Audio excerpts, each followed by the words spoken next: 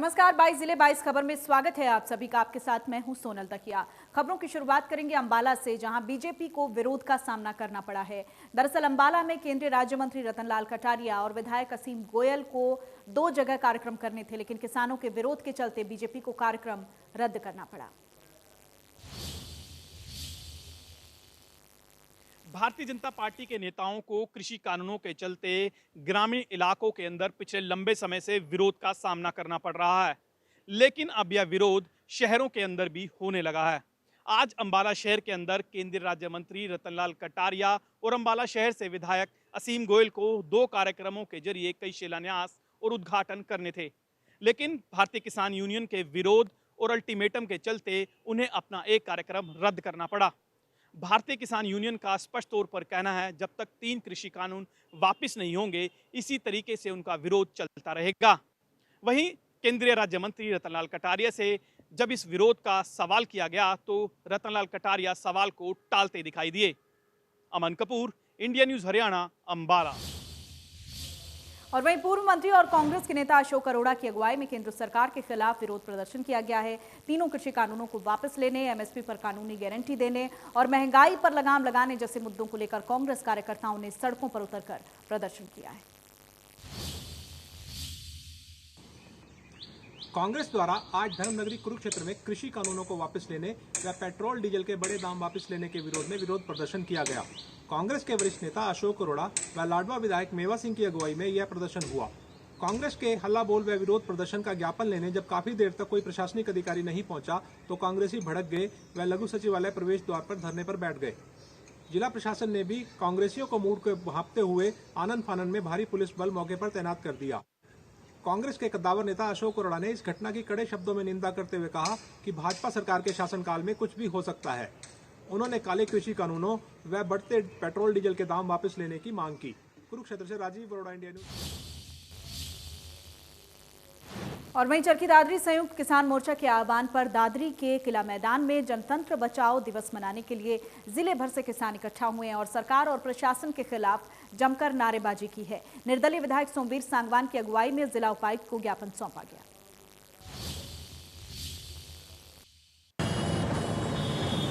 संयुक्त किसान मोर्चा के बैनर तले आज पूरे देश भर में जिस तरह से जनतंत्र बचाओ दिवस का आयोजन किया गया, उस कड़ी में चरखी दादरी में बड़ी तादाद में किसानों ने एकत्रित होकर शहर भर में न केवल नारेबाजी की बल्कि रोष भी जताया।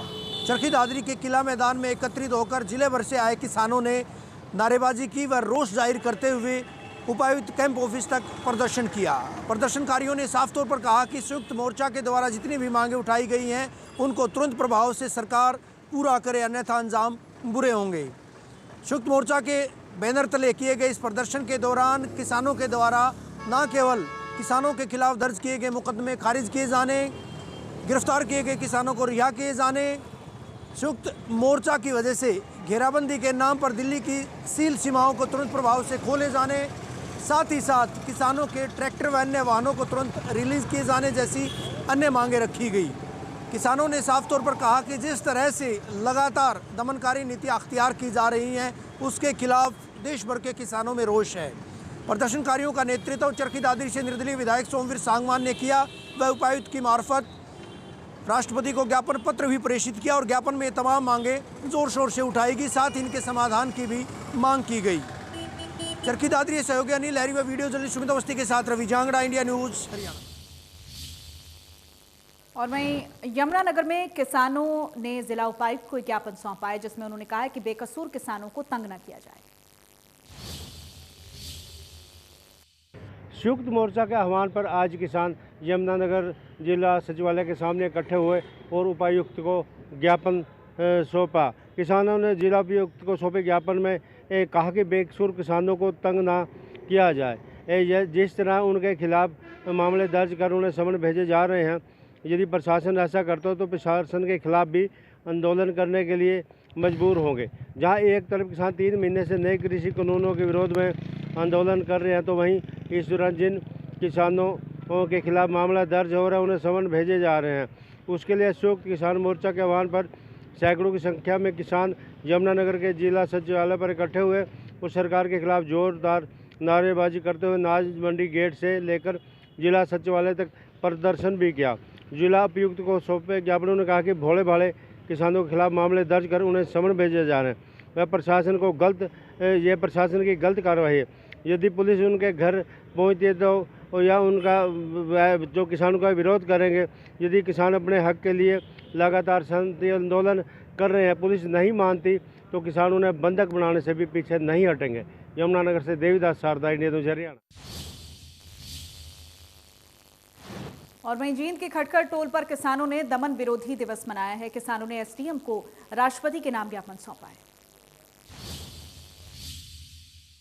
जींद के खटखड़ टोल पर किसान धरने पर किसानों ने संयुक्त किसान मोर्चा के आह्वान पर दमन विरोधी दिवस मनाया गया। राष्ट्रपति के नाम विभिन्न मांगों को लेकर ज्ञापन डीसी जींद के माध्यम से भेजा जाना था, लेकिन डीसी जींद के बाहर होने के कारण खटखड़ टोल पर एसडीएम उचाना प्रीतम पाल को ज्ञापन सौंपा गया और किसानों ने केंद्र सरकार और प्रदेश सरकार के खिलाफ जमकर नारेबाजी की और रोष प्रकट किया।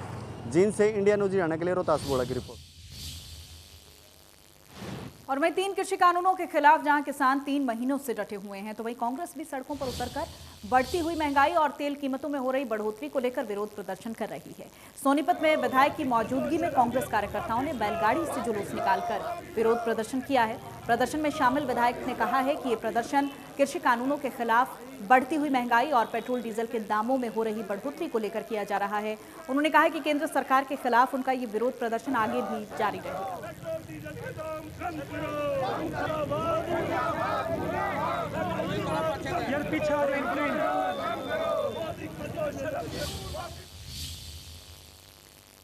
और वहीं कोरोना काल के बीच हरियाणा शिक्षा विभाग ने बड़ा फैसला लिया है। दरअसल प्रदेश में तीसरी से 5वीं तक की कक्षा शुरू हो गई हैं और अब हर रोज सुबह 10 से 1:30 बजे तक क्लासेस लगाई जाएंगी। रेवाड़ी के स्कूलों में भी बच्चों के आने से रौनक नजर आई।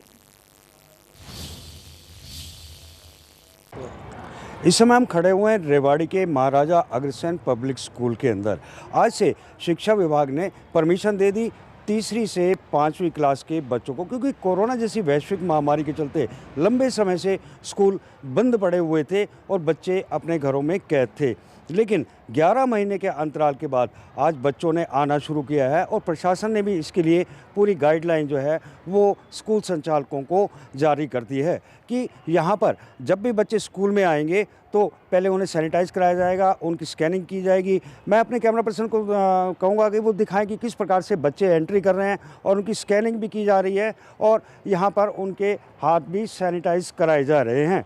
और इसी प्रकार की जो गाइडलाइन दी गई है कि बच्चे अपनी क्लास के अंदर जो अपना लंच बॉक्स लेकर आते हैं वो लंच बॉक्स और पानी की बोतल भी किसी के साथ शेयर नहीं करेंगे और सोशल डिस्टेंसिंग का विशेष तौर पर पालन करेंगे। छोटे बच्चे जो अपना लंच बॉक्स खुद नहीं खोल सकते, वो टीचरों की जिम्मेदारी लगाई गई है कि टीचर ही उन्हें खोल कर देंगे लंच बॉक्स और उनके खाने का पूरा ध्यान रखेंगे और जो गाइडलाइन जारी की गई है उस गाइडलाइन की भी अनुपालना करेंगे। हमारे साथ इस समय स्कूल के प्रिंसिपल हरिकृष्ण यादव भी मौजूद हैं, उनसे बात करेंगे कि किस प्रकार से यहाँ पर अनुपालना की जा रही है, क्योंकि लंबे अंतराल के बाद यहाँ पर स्कूल खुले हैं। क्या क्या एहतियात बरती जा रही है?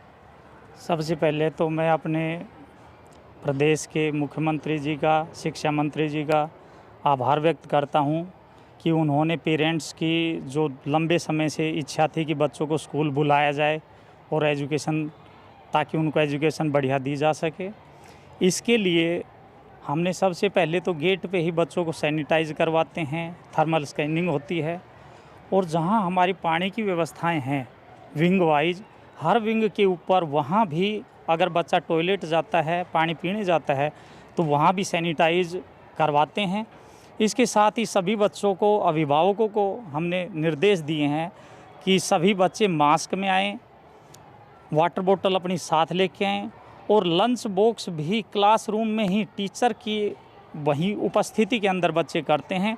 और सरकार द्वारा जितने भी कोरोना की गाइडलाइंस दी गई है उन सभी की अनुपालना करते हुए हम बच्चों का एजुकेशन दे रहे हैं।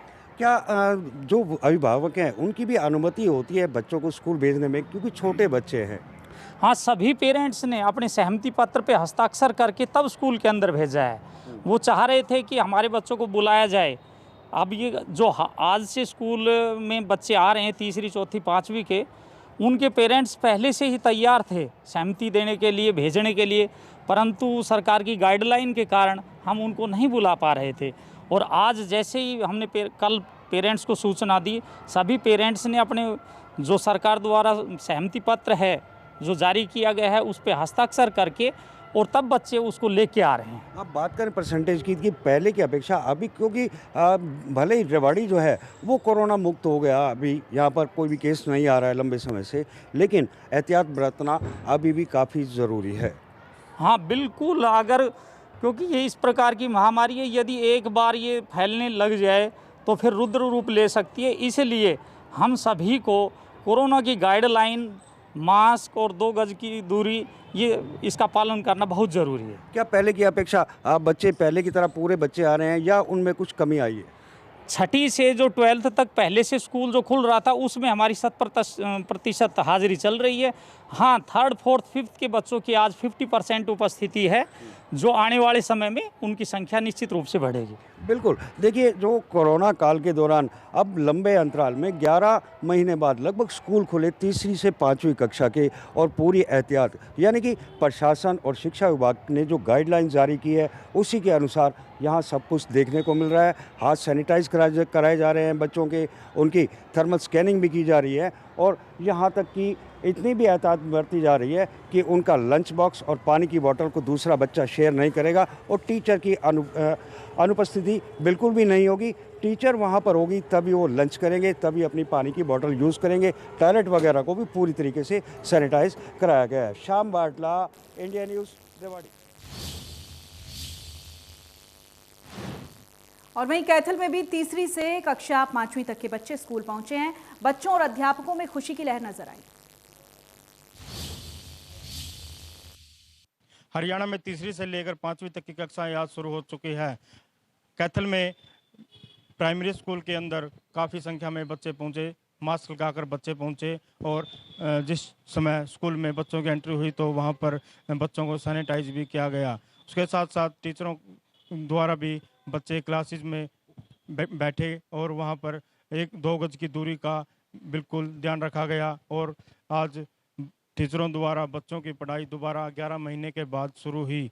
इसके बारे में जब जिला मौलिक शिक्षा अधिकारी से बातचीत की गई तो उन्होंने बताया कि कैथल के ज़िले के अंदर आज लगभग 50% बच्चे वापस सरकारी स्कूल की तरफ आ चुके हैं, और बच्चे भी 11 महीने से अपने घर बैठे थे, वहाँ ऑनलाइन शिक्षा कर रहे थे। काफ़ी समस्याओं का सामना बच्चों को करना पड़ा, लेकिन बिना अध्यापक बच्चों को कुछ भी सिलेबस समझ में नहीं आ रहा था। आज बच्चे बिल्कुल खुश दिखाई दिए और अभिभावकों की अनुमति के साथ ही बच्चे स्कूल में पहुंचे। कैथल से कैमरामैन सुशील शर्मा के साथ मनोज मलिक, इंडिया न्यूज़, हरियाणा। और अब बात सिरसा की करते हैं, जहां 3री से 5वीं तक की कक्षाओं को खोल दिया गया है। सरकार के निर्देशानुसार आज से 3री से 5वीं तक की कक्षाएं लगनी शुरू हो चुकी है। हालांकि छठी से लेकर के उसके ऊपर की क्लासेस पहले से लगाई जा रही थी। आज सभी बच्चों को अपने अभिभावकों का सहमति पत्र लाना जरूरी किया गया है।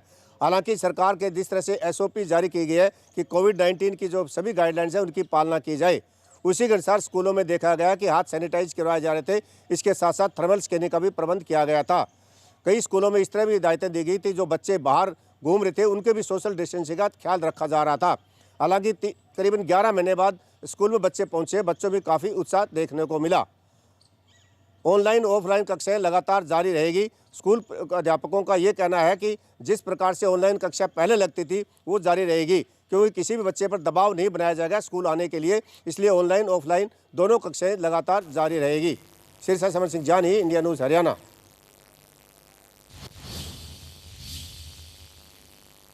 और वहीं स्वास्थ्य मंत्रालय ने पीलिया और काला पीलिया पर काबू पाने के लिए 2018 में हरियाणा राज्य की जीवन रेखा स्कीम की तर्ज पर national viral hepatitis control programme शुरू किया था। और अब देश भर में इस ढांचे को मजबूत करने के लिए भारत सरकार ने ECHO platform extension of community health care outcome programme शुरू किया है।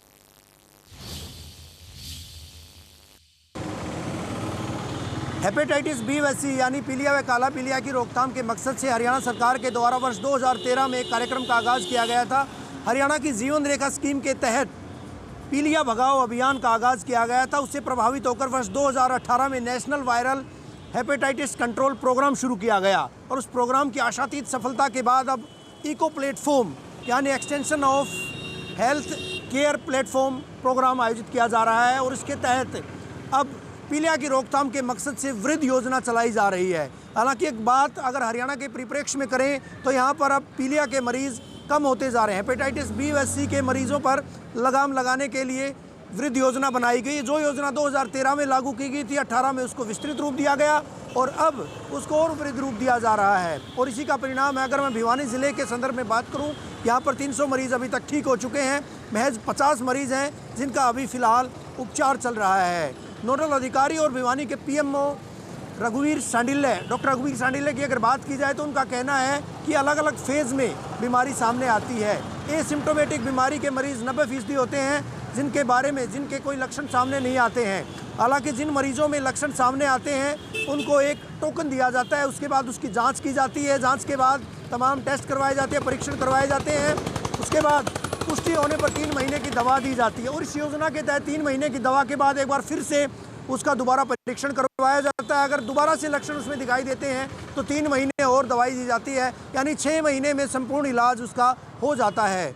हरियाणा में आशातीत परिणाम सामने आने के बाद केंद्र सरकार के इस इको प्लेटफॉर्म कार्यक्रम को और आगे बढ़ाया जा रहा है और ऐसे में लोगों में भी जागरूकता को देखते हुए इस तरह के कार्यक्रम और चलाए जा रहे हैं। स्वास्थ्य विभाग के अधिकारियों का साफ तौर पर कहना है कि जागरूकता बेहद ज़रूरी है और जागरूकता लोगों में आनी भी चाहिए। वीडियो जर्नलिस्ट सुमित अवस्थी के साथ रवि जांगड़ा, इंडिया न्यूज़, हरियाणा। और वहीं रोहतक में एक बार फिर से डबल मर्डर से सनसनी फैल गई है। शहर की राजेंद्र कॉलोनी में एक घर में मां और बेटी की हत्या की गई है। पुलिस के मुताबिक अज्ञात लोगों ने 9 साल की बेटी समेत मां की भी हत्या की। 6 हत्याओं के मामले को अभी भूला ही नहीं था, वहीं आज मां बेटी के डबल मर्डर ने रोहतक को एक बार फिर हिला दिया। रोहतक पुलिस को सूचना मिली थी कि राजेंद्र कॉलोनी में एक मां बेटी का शव पड़ा हुआ है। पुलिस मौके पहुंची तो शव को कब्जे में लेकर पोस्टमार्टम के लिए भिजवा दिया। पुलिस ने दोनों की हत्या में महिला के पति को गिरफ्तार किया है, उससे इस बारे में गहनता से जांच कर रही है। अभी कारणों का भी खुलासा नहीं हो पाया है। इंडिया न्यूज़ हरियाणा के लिए। और वहीं करनाल में एक पटाखा फैक्ट्री में हुए धमाके में 3 लोगों की मौत हो गई। पुलिस ने केस दर्ज कर मालिक की तलाश शुरू कर दी। गांव गोगड़ीपुर स्थित एक पटाखा फैक्ट्री में अचानक आग लगने से 3 लोगों की मौत हो गई। वहीं एक घायल है जिसको हॉस्पिटल में भर्ती कराया गया है। बीती रात लगभग 9 बजे पटाखा फैक्ट्री में अचानक शॉर्ट सर्किट हुआ या और कोई कारण था, आग लग गई और एक जोरदार पटाखा फैक्ट्री में धमाका हुआ, जिसके बाद बिल्डिंग की छत ढह गई और दीवारें गिर गई और वहां पर 3 लोगों की जलकर मौत हो गई। फिलहाल इस घटना की सूचना मिलते ही पुलिस मौके पर पहुंची, फायर ब्रिगेड की गाड़ियां पहुंची और आग पर काबू पाया गया, परंतु इतने तक 3 लोगों की मौत हो चुकी थी। फिलहाल पुलिस पूरे मामले की जांच कर रही है कि पटाखा फैक्ट्री के मालिक द्वारा ये अवैध फैक्ट्री चलाई जा रही थी या लाइसेंस उसके पास था या नहीं था। फिलहाल पटाखा फैक्ट्री मालिक फरार है। पुलिस का कहना है कि जल्दी उसको गिरफ्तार किया जाएगा और पूरे मामले की जांच की जा रही है। एक व्यक्ति जो घायल है उसका कल्पना चावला मेडिकल कॉलेज में इलाज चल रहा है। फिलहाल पुलिस मामला दर्ज करके जांच शुरू कर दी है। करनाल से के सियारिया, इंडिया न्यूज़। और वहीं मुंबई हाईवे पर काम कर रहे इंजीनियर की बदमाशों ने गोली मारकर हत्या कर दी है। बदमाश गांव सांचौर के पास लूटपाट के इरादे से आए थे। अब इंजीनियर ने इसका विरोध किया तो बदमाशों ने उसे गोली मार दी। मंगलवार रात सोहना के वडोदरा एक्सप्रेसवे पर सिविल इंजीनियर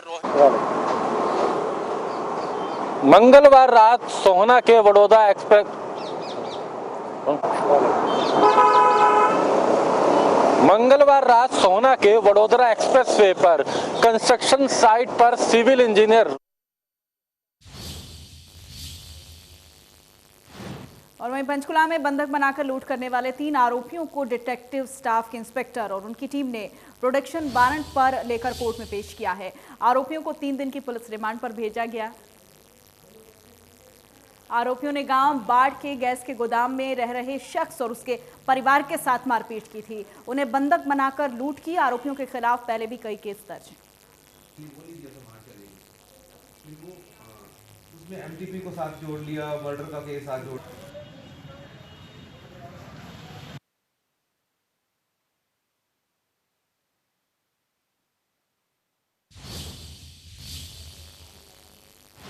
और वहीं फतेहाबाद पुलिस ने गांजा तस्करी करने वाले 2 तस्करों को गिरफ्तार किया है। पुलिस के मुताबिक दोनों आरोपी विशाखापट्टनम से कार से 8 बैगों में भरकर गांजा लेकर आए थे, जिसे हरियाणा में सप्लाई किया जाना था। जांच अधिकारी ने बताया कि अब पुलिस ने आरोपियों की कार की तलाशी ली है तो उनके पास से भारी मात्रा में गांजा बरामद हुआ है, जिसका वजन 2 क्विंटल 1 किलो 450 ग्राम था। नशा तस्करी के इस काले कारोबार में 5 तस्कर शामिल बताए जा रहे हैं।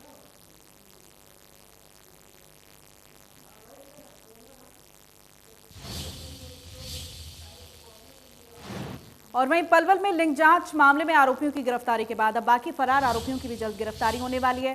स्वास्थ्य विभाग की टीम और पुलिस मिलकर जांच को आगे बढ़ा रही है।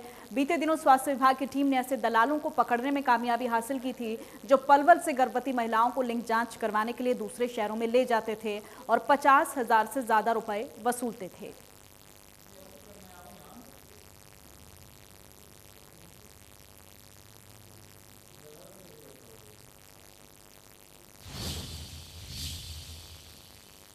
और वहीं कोरोना काल के दौरान हमारे जीवन में कई बदलाव आए हैं। इनमें कुछ अच्छे भी हैं, कुछ बुरे बदलाव भी हैं और एक ऐसा ही बदलाव नूह जिले से सामने आया है। नूह मेवात में कोरोना काल के दौरान बाल मजदूरी में इजाफा देखने को मिला है।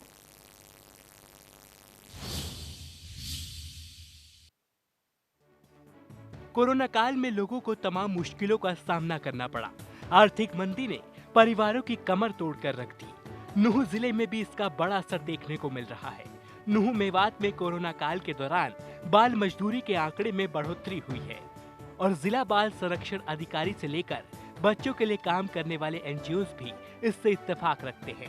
कोरोना काल में बाल मजदूरी के लिए अगर हम बात करें तो बच्चों का जो डाटा था ड्रॉप आउट का, वो रेशियो तो ऑटोमेटिक था कि स्कूल बंद थे पूरे भारतवर्ष में। तो जहाँ तक हम मेवात इलाके की बात करेंगे तो मेवात में तो बाल मजदूरी के केस पहले भी बहुत थे। हमने बहुत प्रयास किया था क्राइम ब्रांच गुड़गांव के साथ और अपना लेबर विभाग के साथ हमने प्रयास किए थे, लेकिन बात अगर हम स्पेशल कोरोना समय की अगर हम बात करें तो कोरोना समय में संख्या बढ़ी है बाल मजदूरी के लिए। कोरोना काल में नूह मेवात जिले में गरीबी के साथ ही बच्चों का समय बिताने के लिए माँ बाप ने उनसे मजदूरी करवाई। वैसे तो आर्थिक हालात में नूह हरियाणा का सबसे पिछड़ा जिला है। इसकी वजह से पहले भी राज्य के दूसरे जिलों के मुकाबले यहाँ बाल मजदूरों की संख्या ज्यादा थी, लेकिन रही सही कसर कोरोना काल ने पूरी कर दी। ऐसे में बड़ी संख्या में बच्चे मजदूरी कर रहे हैं तो वहीं भीख भी बच्चे मांगते दिखाई दे रहे हैं। लॉकडाउन से मेरे संज्ञान में जो बात है, लॉकडाउन से जितना असर बच्चों पे पड़ा है, वैसे तो सभी धंधे पे या जो भी काम है सब पे असर पड़ा है, पर लेकिन लॉकडाउन से बच्चों पे ज़्यादा असर पड़ा है। लॉकडाउन में काम ना होने की वजह से, अगर काम नहीं है तो बच्चे घर में रहते हैं, उनको मजबूरी में उनके माँ बाप उनको किसी दुकान पे या किसी काम पे भेज देते हैं। और जितना शिक्षा, लॉकडाउन की वजह से शिक्षा पे भी इस पर ज़्यादा फर्क पड़ गया, क्योंकि बच्चे इनको घर पे रख नहीं सकते। बच्चे अगर 2 घंटा भी घर पे रह जाते हैं तो माँ बाप वैसे ही ऑलरेडी परेशान हो जाते हैं। एनजीओ की तरफ से कस्बों में बाल मजदूरी करने वाले बच्चों के लिए रेस्क्यू चलाया गया, जिसमें 1 महीने में टीम ने 10 से 15 बच्चों का रेस्क्यू किया और उनको CWC के हवाले कर दिया। एनसी सिस्टर मानती हैं कि जब पड़ताल की गई तो बाल मजदूरी के पीछे गरीबी सबसे बड़ी वजह मिली। कोरोना काल में लॉकडाउन की वजह से हम लोग जैसे रेगुलर हमारा रेस्क्यू चलता है वैसे हम नहीं कर पाए। फिर भी हम लोगों को न्यू शहर में पुन्हाना, पिनंगवा जैसे इलाके में, मार्केट इलाके में हमें काफ़ी बच्चे काम करते हुए मिले। 1 महीने में 10 से 15 बच्चे तो ज़रूर मिले हैं। हम लोगों ने रेस्क्यू किया है और CWC में हम लोग इन बच्चों को पेश किया है। और उसके बाद हम लोगों ने बच्चों का जो डिटेल है, घर में किस वजह से बच्चे बाजार में आते हैं काम करने के लिए, ये पता करने के लिए हम लोगों ने कोशिश की। तो पता चला कि घर की जो गरीबी है उस वजह से बच्चे काम कर रहे थे। बच्चों को माँ बाप का रोजगार छिन जाने की वजह से काम करने को मजबूर होना पड़ा। हालांकि जिले में बाल मजदूरी पहले से ही होती थी, जिसे लेकर श्रम विभाग और क्राइम ब्रांच लगातार काम कर रहा है। संबंधित विभाग इस बुराई को दूर करने की पूरी कोशिश में लगा है और इसके लिए कार्रवाई भी की जा रही है, लेकिन इस बुराई को समूल उखाड़ने के लिए सबसे ज्यादा जरूरत है जागरूक होने की। नूह से कासिम खान, इंडिया न्यूज, हरियाणा। और इसी के साथ बुलेटिन में फिलहाल इतना ही। नमस्कार।